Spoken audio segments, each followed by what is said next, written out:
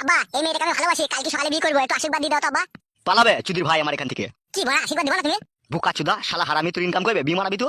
ও অজলে চাচি, তুমি তো আব্বাকে বুঝিয়ে বল দাও তো। আবার অজলে চাচি কি বলবে বে? তুমি গায়ে পাকা মারাইছো নাকি? তোমার কথা শুনলে আমাকে মরতে হবে লো, তোমার কথা আমি আর শুনবো না। ই কি রে? ই কিরে মারাইছে? হ্যান্ডেল মেরে মেরে সব শিরাগুলো ডাউন হয়ে গেছে, ডাক্তার চোখে টেলিস্কোপ লাগিয়ে দেখলো চোখে শিরা মরে গেছে, ওই জন্য বলে তুমি আর হ্যান্ডেল মেরে না, পাইলেটা বিয়ে করে লাওগা। সেই জন্য এই মেয়েটাকে আমি লিয়েছি বিয়ে করবো বলে, তুমি এবার আশীর্বাদটা খালি দিয়ে দাও।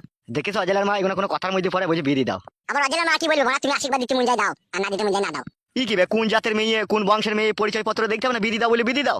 পরিচয় পত্র নিয়ে ঘরে ভরবা নাকি তুমি? ও মুতলি হইলো। ই কি বে, মুতলি হইলো মানে? গুই তোমার জায়গা থাকলেই হবে বড়, অত পরিচয় পত্র নিয়ে ভালো হবে। আদা এই শালো তাক আমার মানে।